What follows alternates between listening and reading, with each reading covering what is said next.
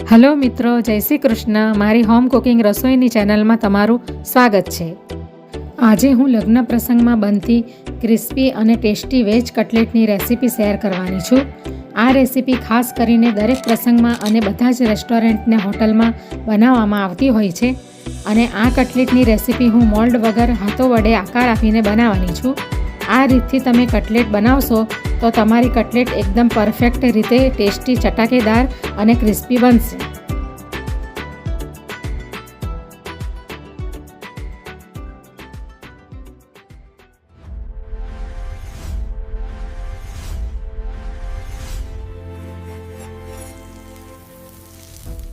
તો આજે હું લગ્ન પ્રસંગમાં બનતી વેજ કટલેટની રેસીપી શેર કરવાની છું.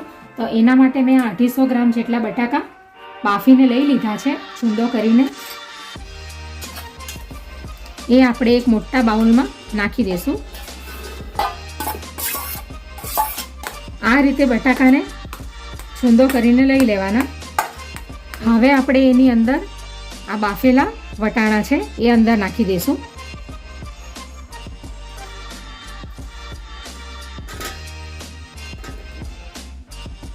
એ 100 ગ્રામ જેટલા મેં બાફેલા વટાણા લઈ લીધા છે.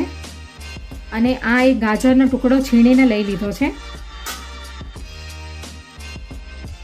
તમારે બીજા પણ વેજીટેબલ નાખવા હોય તો તમે નાખી શકો. એક મુઠ્ઠી કોથમીર લઈ લીધી છે.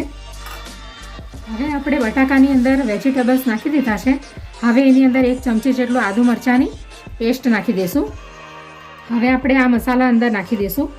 એક અડધી ચમચી હળદર લીધી છે. 1 ચમચી ગરમ મસાલો લીધો છે, કિચન કિંગ. અને આ ચાટ મસાલો છે અડધી ચમચી. 1 ચમચી કાશ્મીરી લાલ મરચું છે. અને 1 ચમચી ધાણા જીરું છે. અને આ સ્વાદ અનુસાર મીઠું લઈ લીધું છે. એ બધું આપણે અંદર નાખી દઈશું. આ કાળા મરી છે અડધી ચમચી જેટલા, એ પણ અંદર નાખી દઈશું. હવે આપણે આ બ્રાઉન બ્રેડનો ભૂકો અંદર નાખીશું, એટલે કે બ્રેડ ક્રમ્સ. 2 ચમચી જેટલું નાખી દઈશું અંદર.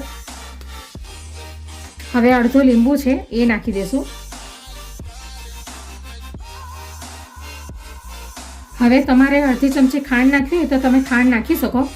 આ ગોળનો પાવડર છે તો 1 ચમચી જેટલો ગોળનો પાવડર નાખી દીધો છે. હવે આપણે બધું મિક્સ કરી લઈશું.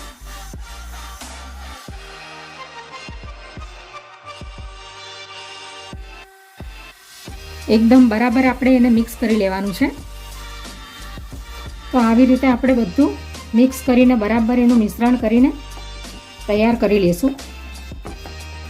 તો હવે બટાકાનો મસાલો તૈયાર થઈ ગયો છે કટલેટનો. હવે આપણે કોર્નફ્લોરની સ્લરી બનાવી લઈએ. તો આ 2 ચમચી જેટલો મેં કોર્નફ્લોર લઈ લીધો છે. તો હવે આપણે એની અંદર થોડું પાણી નાખીશું.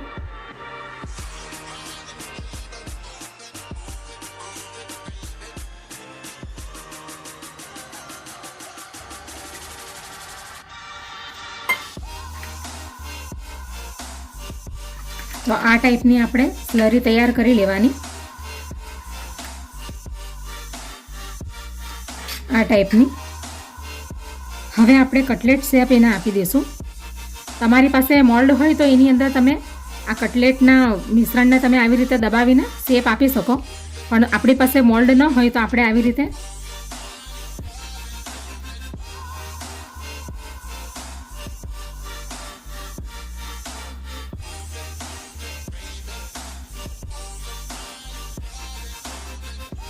આ રીતે આપણે હાર્ટ શેપમાં કટલેટને વાળી લેશું.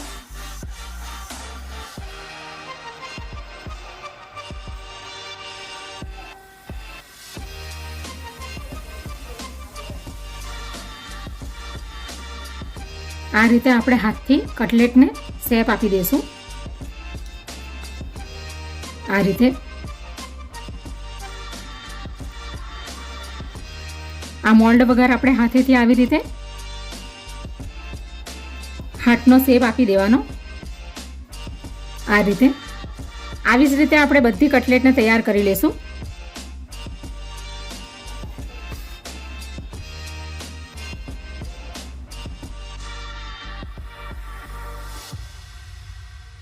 તમે આને ગોળ શેપમાં પણ તમે તૈયાર કરી શકો અને આ ટાઈપ રોલ ટાઈપ પણ તમે તૈયાર કરી શકો. આ ટાઈપ થોડું હાથ પર તેલ લગાવી લેવાનું, એટલે આ બધો મસાલો હાથ પર ચોંટે નહીં.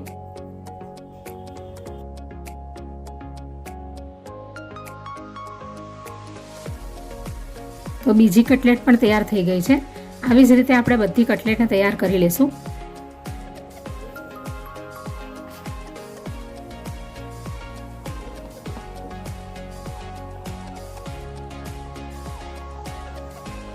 આપણે હાથમાં તેલ લગાવીને પછી જ આપણે આ કટલેટનો શેપ આપવાનો છે, એટલે તેલ લગાવવાથી આ મિશ્રણ બધું હાથ પર ચોંટશે નહીં. તો હવે બધી કટલેટ તૈયાર થઈ ગઈ છે અને હાથ વડે આપણે એને શેપ પણ આપી દીધો છે મોલ્ડ વગર. તો હવે આપણે એને ફ્રાય કરવાની તૈયારી કરીએ. હવે આપણે બધી કટલેટને ફ્રાય કરવા માટે રેડી કરી દઈએ. તો આ કોર્નફ્લોરની સ્લરી તૈયાર થઈ ગઈ છે. તો હવે આપણે કટલેટને આની અંદર આપણે એને વધારે ક્રિસ્પી અને ક્રન્ચી બનાવવા માટે આ પ્રોસેસ કરવી જરૂરી છે. પહેલાં આપણે કોર્નફ્લોરની સ્લરીમાં એને ડીપ કરી ને આ બ્રેડ ક્રમ્સની અંદર આવી રીતે કોટિંગ કરીને પછી આપણે એને તૈયાર કરી લઈશું. આ રીતની આપણે બધી કટલેટને તૈયાર કરી લઈશું. આ પ્રોસેસ કરશું તો જ કટલેટ ક્રિસ્પી અને સરસ બનશે.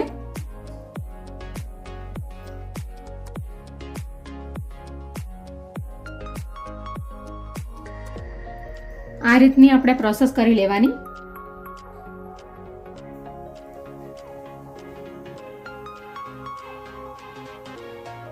હવે આપણે કટલેટને ફ્રાય કરી લઈએ. કડાઈમાં તેલ પણ ગરમ થઈ ગયું છે.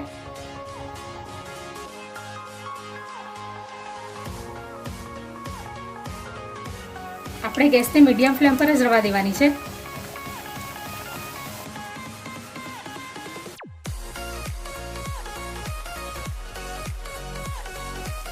ગોલ્ડન બ્રાઉન થાય પછી આપણે એને કાઢી લઈશું.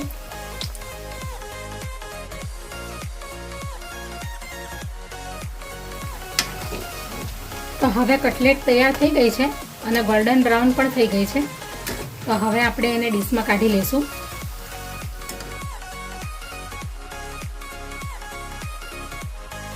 આવી રીતે આપણે તેલ બરાબર નિતારીને પછી ટીશ્યુ પેપર પર કાઢી લઈશું.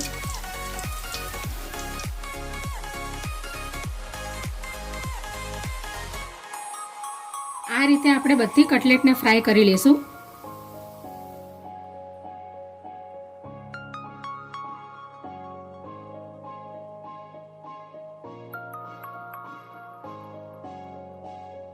તો હવે બધી કટલેટ રેડી થઈ ગઈ છે. તો હવે આપણે ગેસ બંધ કરી દઈશું.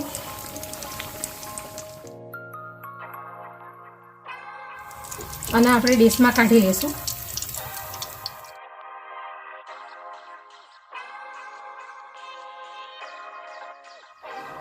તો હવે બધી કટલેટ રેડી થઈ ગઈ છે. હવે આપણે એને ડીશમાં કાઢી લઈશું. અને સરસ ક્રિસ્પી પણ બની છે.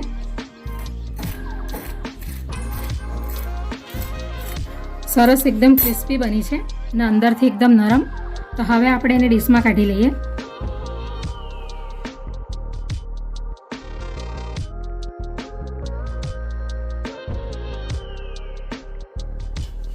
તો તૈયાર છે લગ્ન પ્રસંગમાં બનતી વેજ કટલેટ.